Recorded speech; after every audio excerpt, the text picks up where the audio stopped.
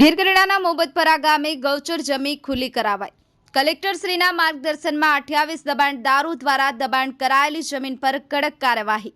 કલેક્ટરશ્રી દિગ્વિજયસિંહ જાડેજાની સૂચના અને માર્ગદર્શન હેઠળ સમગ્ર ગીર સોમનાથ જિલ્લામાં અનધિકૃત દબાણો, ગૌચરની જમીન પરના દબાણો, ટ્રાફિકને અડચણ કરતા દબાણોને દૂર કરવાની કાર્યવાહી યથાવત છે. ત્યારે ગીરગઢડા તાલુકાના મોહબ્બતપરા ગામે પણ આશરે ₹7,50,00,000ની કિંમતની 1,95,000 ચોરસ મીટર ગૌચર જમીન ખુલ્લી કરાવાઈ છે.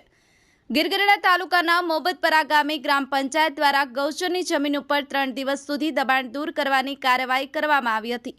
આ કાર્યવાહીમાં 28 દબાણદારો દ્વારા દબાણ કરવામાં આવેલી કુલ 1,95,000 ચોરસ મીટર ગૌચરની જમીન, જેની કિંમત આશરે ₹7,50,00,000 થવા જાય છે. તેમાં ગ્રામ પંચાયત દ્વારા જેસીબી તેમજ ટ્રેક્ટર દ્વારા સમગ્ર જમીન ખુલ્લી કરવામાં આવી હતી. પ્રાપ્ત માહિતી અનુસાર હજુ પણ આગામી સમયમાં જિલ્લાના વિવિધ સ્થળો પર દબાણ હટાવવાની કામગીરી ચાલુ રહેશે. Abdul Gazi, the mirror news, Una.